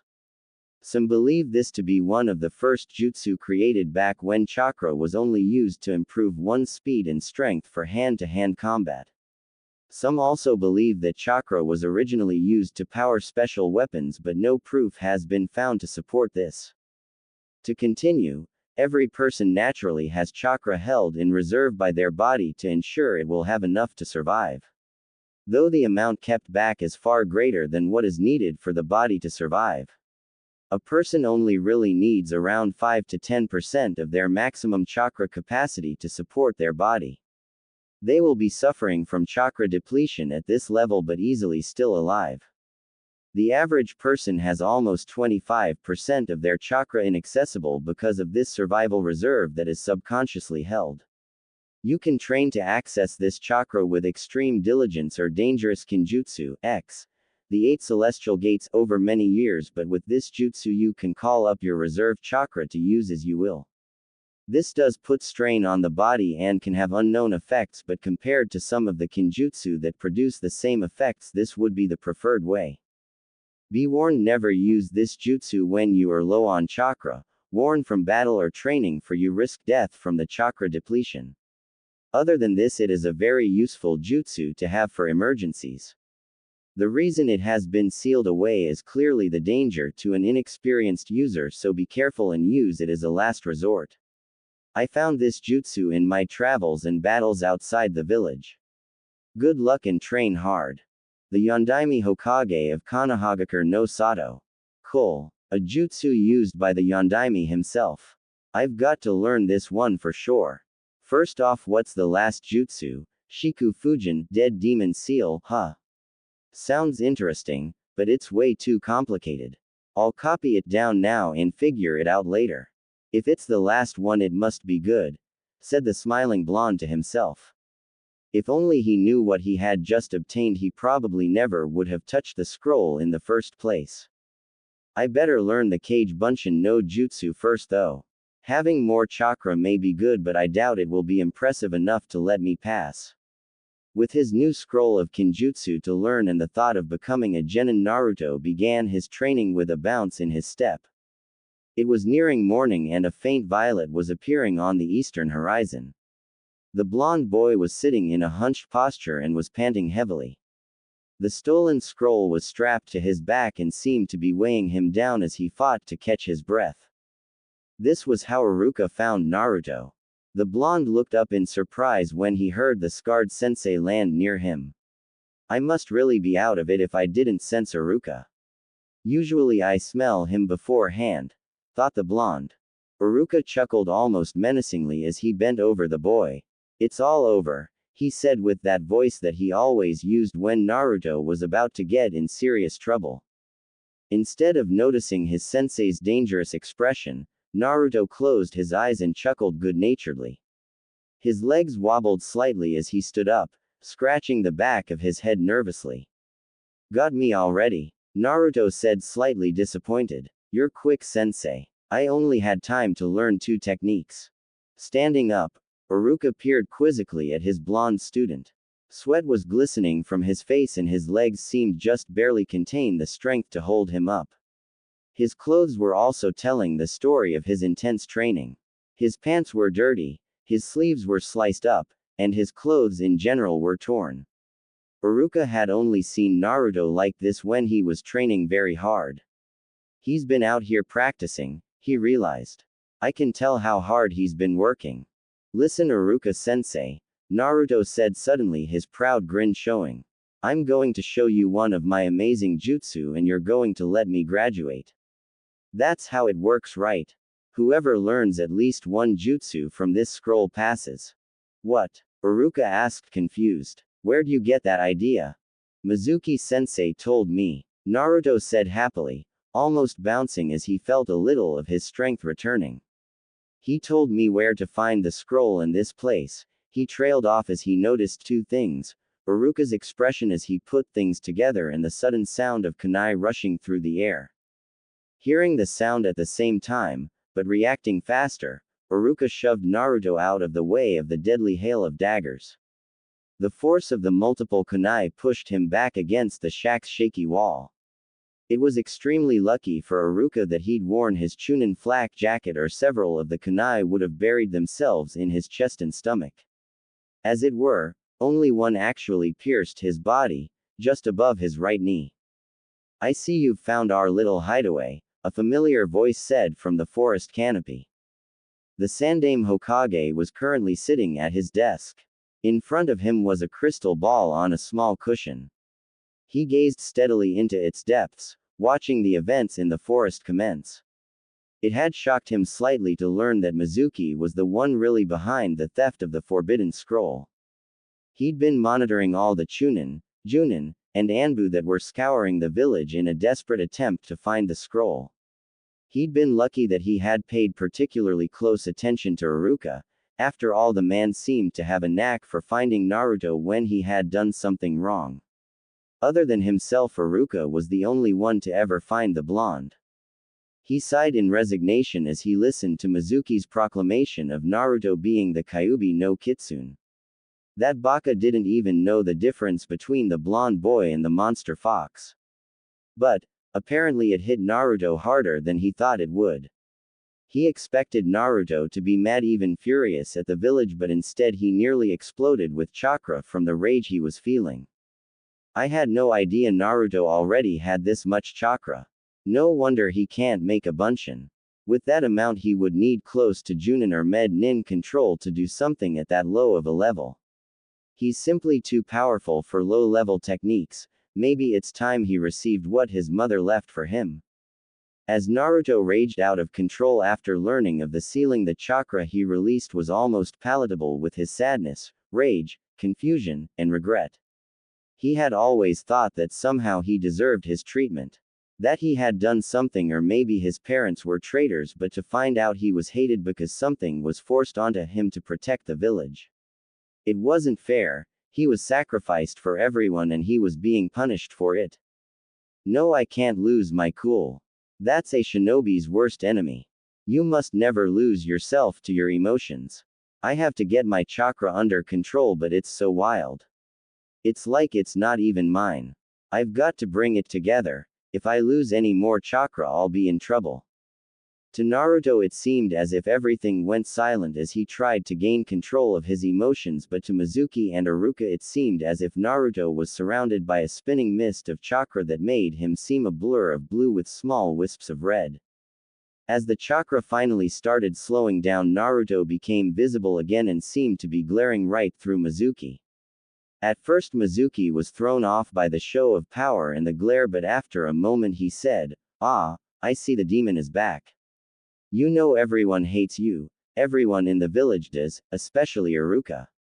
This brought fear to Naruto's eyes and Mizuki knew he had what he needed. "You are the one who killed his parents after all. He failed you for his own little revenge and you know it." After a glance at Iruka, Naruto ran straight into the forest, too afraid to hear what Iruka would say. "Naruto, wait. It's not true," Iruka desperately called. "I'll deal with the demon first, then I'll be back for you, Iruka," said Mizuki with a sneer as he jumped into the trees. As the Sandame watched the whole event through his crystal ball, he came to realize if Naruto had been trained better, this wouldn't have happened, that if he had told him his secret himself, this wouldn't have happened. "I'm sorry, Naruto, I'll make things better and I know you will get out of this perfectly. Just like your father would have." When Iruka was able to trick Mizuki, he couldn't help but smirk slightly. For all his boasts that he was superior to him, Mizuki fell for that hench quite quickly. Then, as Iruka had saved Naruto from a hail of kunai by using his body as a shield, the blonde suddenly saved Iruka from being torn apart by the traitor's giant shuriken by catching it by the large hole in the middle. As Naruto stood there over Iruka protectively, he realized he could barely feel his legs. When he dropped to one knee, Mizuki began to chuckle sinisterly. "Kukuku Naruto, you're too exhausted from your training and the chase through the forest to be a threat to me. From what I heard, you haven't even slept in the last 24 hours because of your prank." "That may be true, I'm exhausted, but a true ninja always has a trump card." As Naruto went through about 10 hand seals, he stopped on one that neither Mizuki nor Iruka could recognize, but the Sandame did. No. How could he have gotten that far in the scroll? That jutsu could kill him. After this cry of worry, many shinobi stormed into the Hokage's office only to catch a glimpse of his robes as he flew out the window. "I've got to get there in time. If I let him die, not only will I have failed him but you as well." Hitoshirezu Kensai no Jutsu. With this shout, an enormous amount of chakra surrounds Naruto, followed by a shout of Kage Bunshin no Jutsu. With that shout, the entire clearing was filled with exact duplicates of the blonde, all calling for Mizuki to attack. Just then the Sandame arrived in a tree just outside the clearing. When he noticed that the jutsu didn't have any negative effects on the boy, he decided to watch and see how everything played out. What really caught the Sandame's attention was the blonde forming a familiar cross seal that was the signature of the Kage Bunshin. The old man couldn't help but chuckle as the Kyuubi vessel filled the surrounding area with hundreds of shadow clones and the sound of Mizuki's panicked disbelief. He promptly stopped watching and turned away when all the Naruto charged. The outcome was obvious. But he had another matter to attend to, informing the searching nins of the scroll's safety. His small smile didn't fade as a stray thought crossed his mind. Minato's legacy has certainly been living up to his expectations, being the #1 most surprising shinobi of his generation, but just to be sure everything would be alright, the Sandame decided to stay until Naruto and Iruka began heading back to the village. He was glad he did, because he lived to see moments like this in his people's lives. Being Hokage means doing your best to allow these happy times, so being able to see them is a perk. Naruto could see the morning's light through his closed eyelids. Even though the light was filtered by his eyelids, it was still irritating. "Iruka-sensei, how much longer? I want to see." "Okay," the young man said quietly. "You can open your eyes now." The sight that greeted him was Iruka's smiling face. He held Naruto's goggles in one hand. But what caught the blonde's attention was that his forehead was clearly visible, devoid of his headband.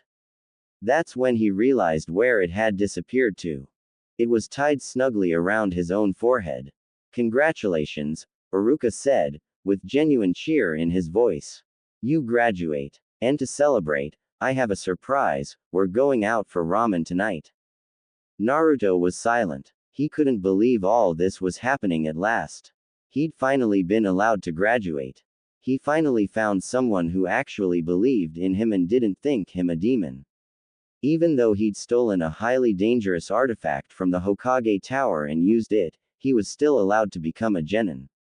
It was too much for him to put into words to describe his joy. Looking down at the blonde, the silence started to stretch until Iruka was greeted by a loud and joyful yell. "Iruka-sensei!" rang out Naruto's happy voice in his ears as he was tackled against the tree with the boy giving him a fierce hug. The Sandaime couldn't help but to smile at the sight. Things had turned out all right. He began to turn around to head back to the village when he felt something that sent a shiver down his spine and made him want to run as fast as he could. Something he hadn't felt for nearly 13 years. The chakra of the Kyuubi. When his eyes finally landed on Naruto, the boy was surrounded by a red haze of chakra that seemed to be burning him. His screams were horrible. Iruka looked horrified and was trying to hold Naruto down to stop him from clawing himself anymore. By the time the Sandaime had his senses back and was kneeling next to the boy, Naruto had already passed out from the pain. The cloud of chakra was still there, however now it was just an outline around his body which made him extremely warm to the touch and obscured their sight of him. Iruka noticed the Hokage and asked in a worried voice, "Hokage-sama, what's wrong with him?" "I don't know, but we need to get him to the hospital as fast as we can." "Hi." After their short exchange, Iruka and the Sandaime ran as fast as they could to the hospital with Naruto tucked safely in Iruka's arms and the scroll on his back. "OWWWW, that hurt. Sensei, what happened to me? It felt like I was being burned alive." Naruto suddenly realized how wet he felt. Looking around, he discovered he was in some kind of a sewer. It had dark red walls, and ankle-deep water that almost seemed black. The ceiling was riddled with blue and red pipes running into the darkness of the shadows. This, though, wasn't the strange part. The pipes were cracked in almost every place he looked. The walls looked like they had seen better days as well. Chips and cracks covered the length of them as far as he could see. There was also a faint groaning sound as if they were going to give way any second. He only caught a glimpse of it, but he could have sworn he just saw the walls pulse red. First I get thrown in a dumpster and now here. I don't know which is worse. Whoever did this could have at least picked a better sewer. As Naruto said this, he broke out into a happy grin and started to chuckle until he felt something brush against his back. Spinning around and reaching for a weapon, he called out, "Who's there?" "Damn, they took my weapons too." "Quiet down, little ninja." After hearing the deep rumbling response, Naruto was on edge. The voice was deep and powerful. As he scanned the surroundings, he noticed movement out of the corner of his eye again. As he reached around and grabbed at it, he felt a soft furry object, and when he pulled it in front of him, he noticed to his horror it was attached to him. After taking a few moments to calm himself, Naruto studied the object and realized it to be a blood-red tail with a black tip that was about 4 feet long. He also noticed the 1-inch claws on his hands, but what really got him were the 4 thick black lines running from the tips of his fingers to over his knuckles and up his arms, ending in another pattern on his upper bicep. When did I get tattoos? Naruto then began to scan the rest of his body only to notice that he was covered in the strange markings. His feet and legs matched his arms, but his chest and abdomen had a different pattern. Naruto decided to leave the marks for later, for when he could inspect them better. After taking so long to study himself, Naruto was beginning to notice several things he hadn't before. For one, there was no light here, none at all, except for the little bit of red and blue coming through the cracks in the pipes. So how was he seeing everything so clearly? He could also hear a growling from somewhere and a strange smell as well. It wasn't one he recognized, but for some reason it was familiar. As he was processing this, he reached up to scratch his head on an impulse and also felt what seemed to be cat ears at the top of his head. As he felt for his normal ears, he was shocked not to find them but to feel smooth skin in their place. As Naruto was trying to process all this, he noticed thin trails of red energy in the darkness of the water. What is that? He wondered aloud. That can't be chakra. Chakra can't be seen unless it's in huge amounts. So what is it? What the hell is going on here? I said, quiet Gaki. I do not want to hear your whining. Now come here quickly so I may answer your questions. We have much to discuss. Naruto didn't know why he did it, but he began following the signs, smells, sounds, and strangely his instincts to find the voice he had heard. His mind was screaming at him to go the other way. That the voice was dangerous and he needed to escape, but his body just kept moving. Naruto noticed that the further he went and the closer he came to the voice, the brighter the edges of the tattoos glowed. After what felt like hours, he finally found himself in a huge room, and there right in front of him were large ornate cage doors as tall as the Hokage mountain. As he slowly approached, he noticed this room was in just as much disarray as the rest of the sewer. As Naruto reached the middle of the room, an ominous red glow appeared around a sinister face behind the doors. At the same time that the glowing red figure appeared, the tattoos on his body began to glow brighter than ever. He didn't know what to do. He could only stare in shock at the huge glowing being in front of him and wonder why he too was glowing. In a deep rumbling voice the being spoke. Come closer to me, little kit. For unknown reasons, Naruto began walking closer to the cage.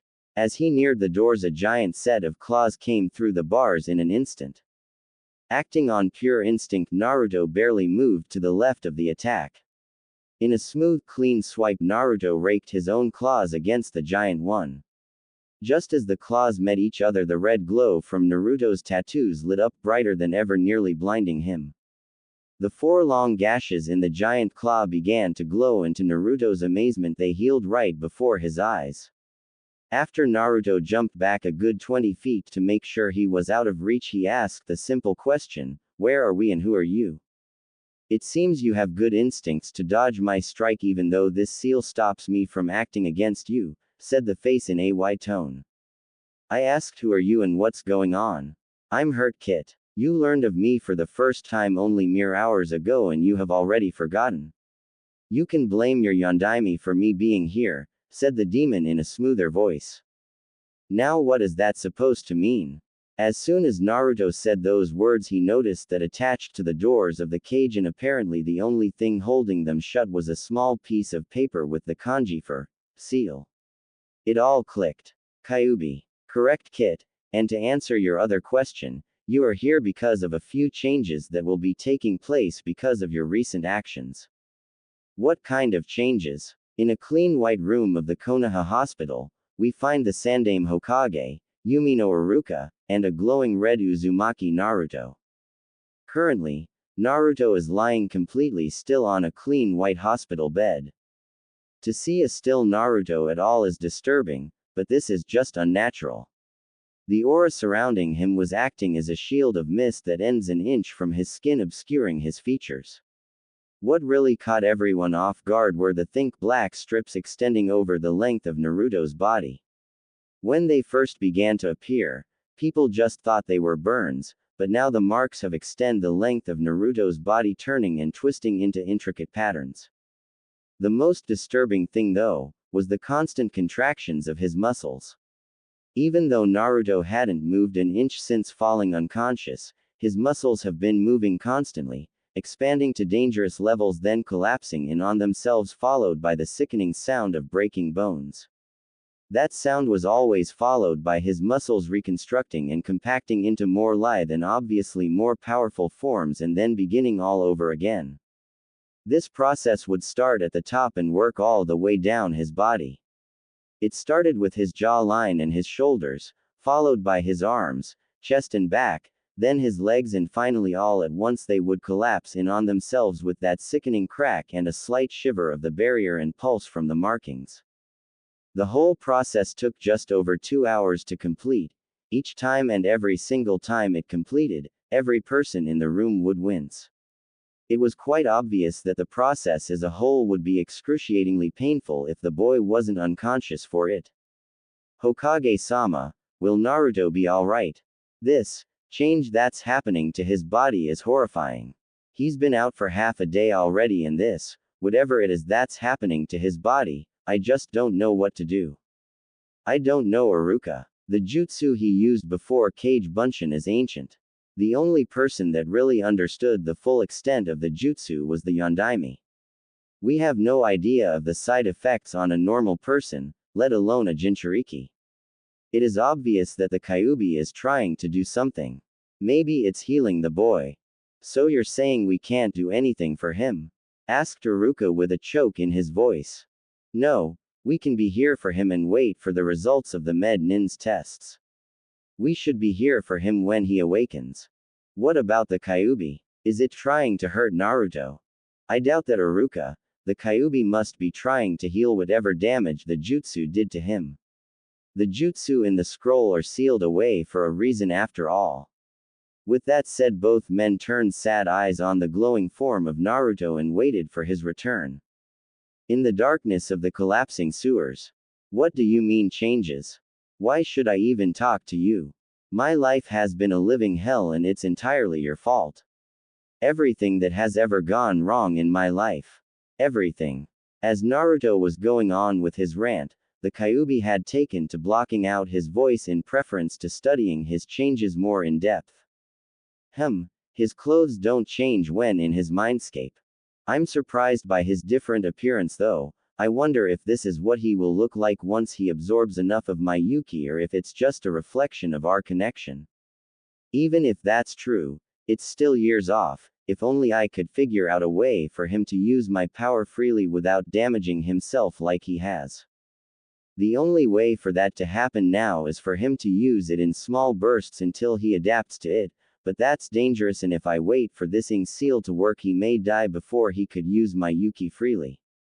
I will have to wait and see how my own attempt at seals works out. Before that jutsu he was much better off.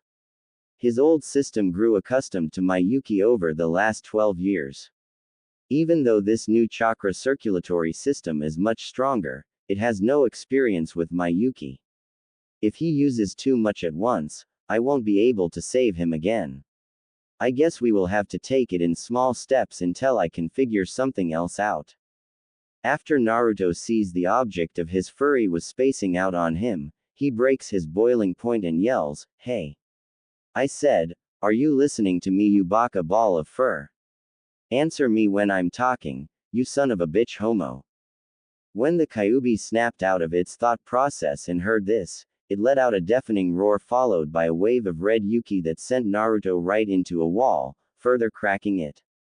The Kyuubi bellowed in a demonic voice filled with rage like Naruto had never known. "If you ever call me that again, I will ensure your life will be racked with pain for the rest of your existence. You will listen to me because if it wasn't for me, you and I would be dead because of your baka ass. You will be patient and quiet, or I will let you deal with these changes on your own.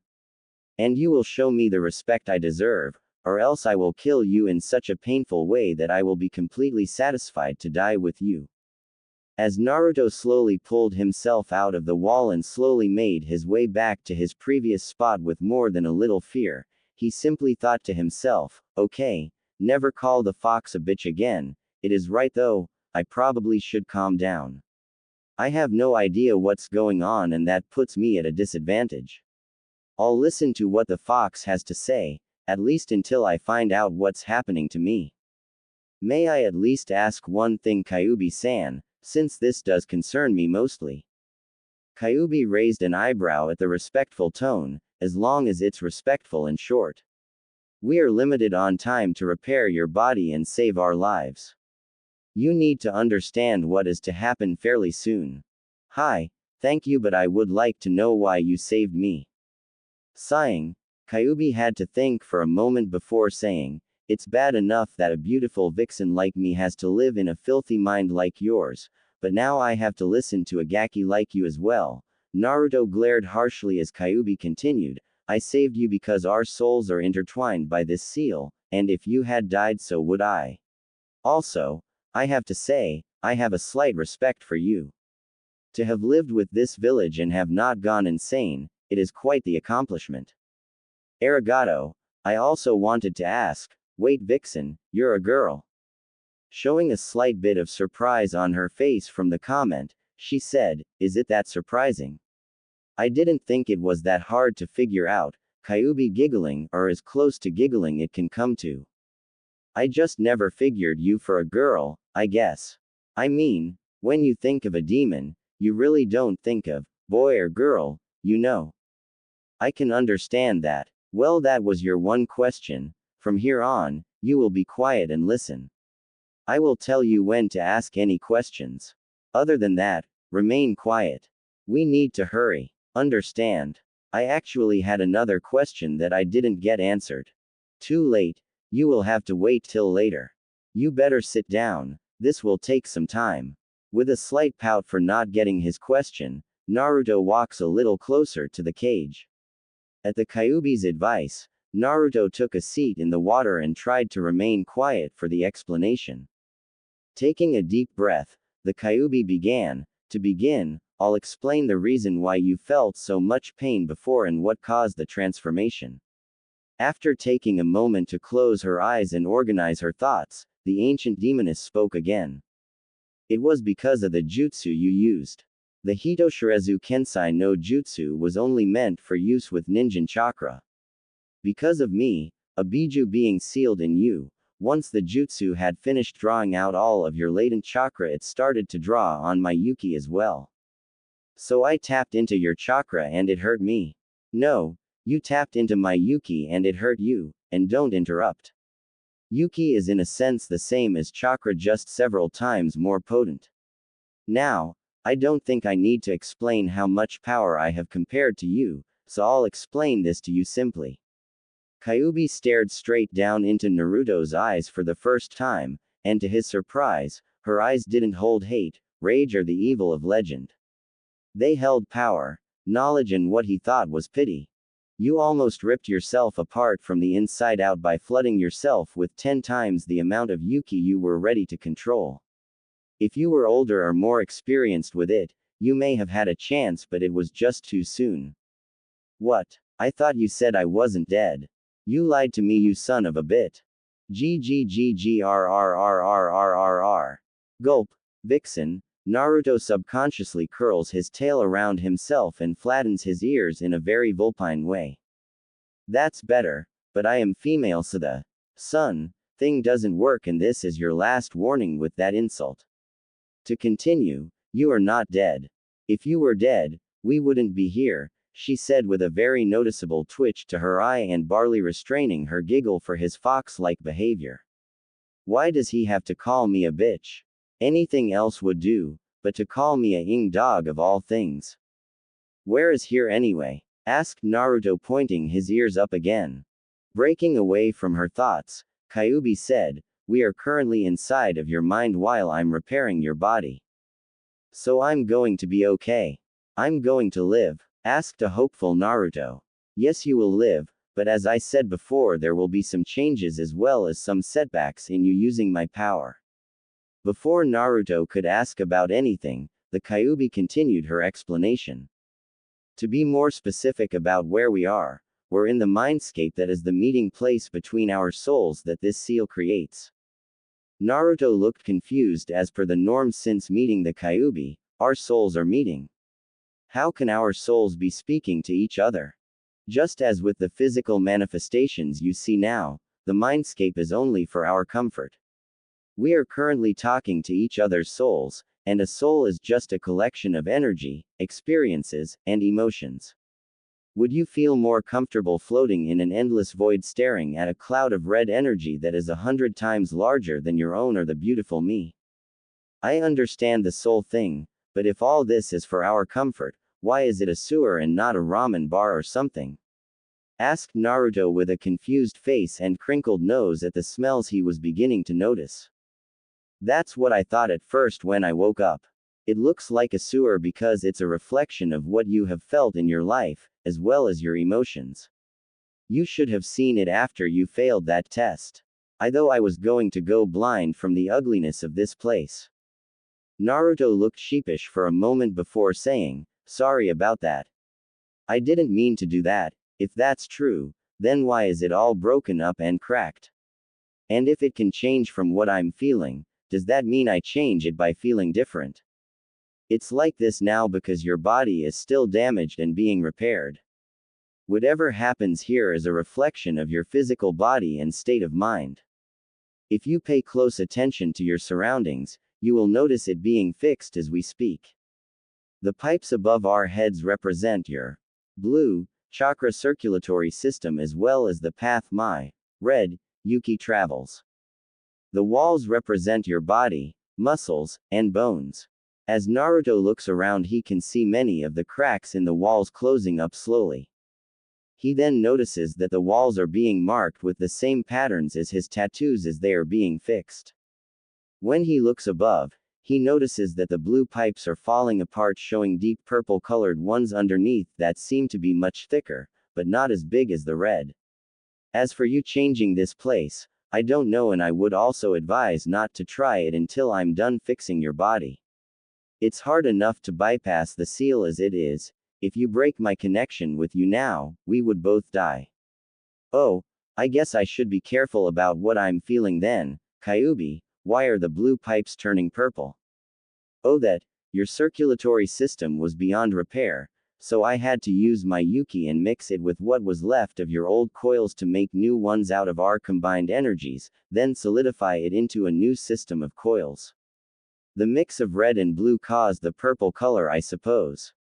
By this time, Naruto was far too confused to get excited over this fact or to question it. Okay, back to these changes you've been talking about, what are they exactly? To tell you the truth, I'm not entirely sure. Naruto had a look of absolute horror on his face.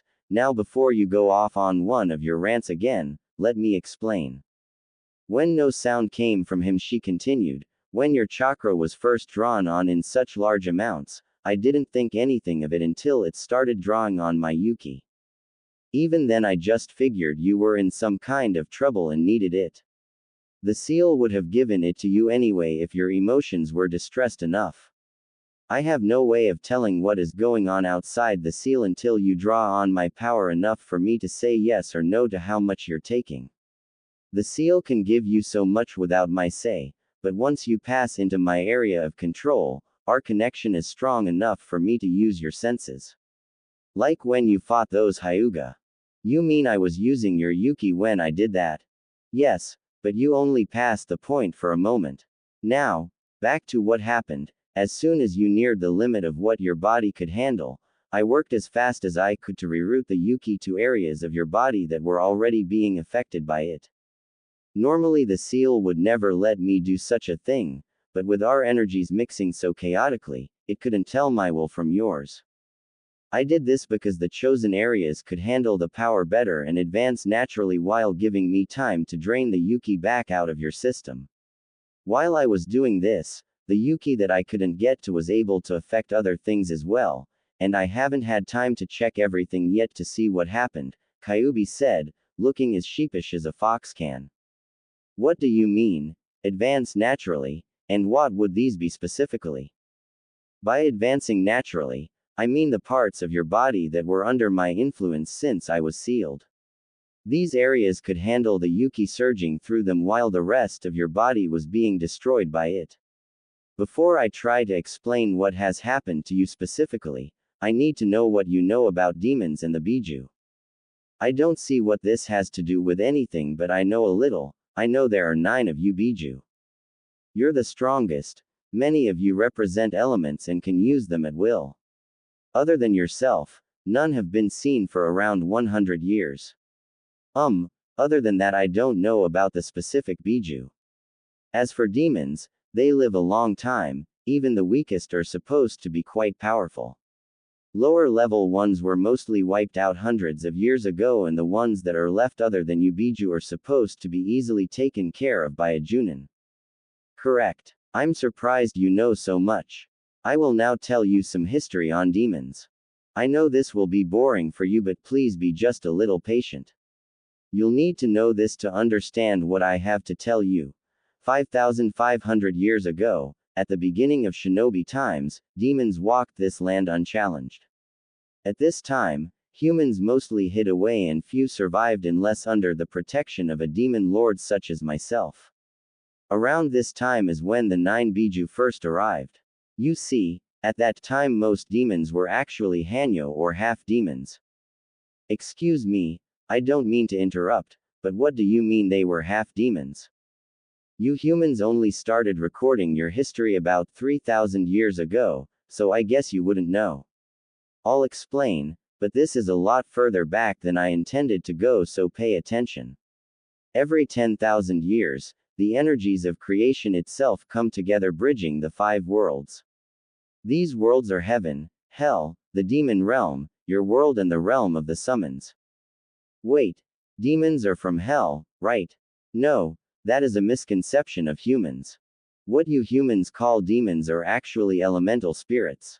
We only received the title of demon because of the war. I will explain about that later. To continue, Kami-sama created the worlds of heaven, hell, and earth in the beginning. For a time, that was all there was.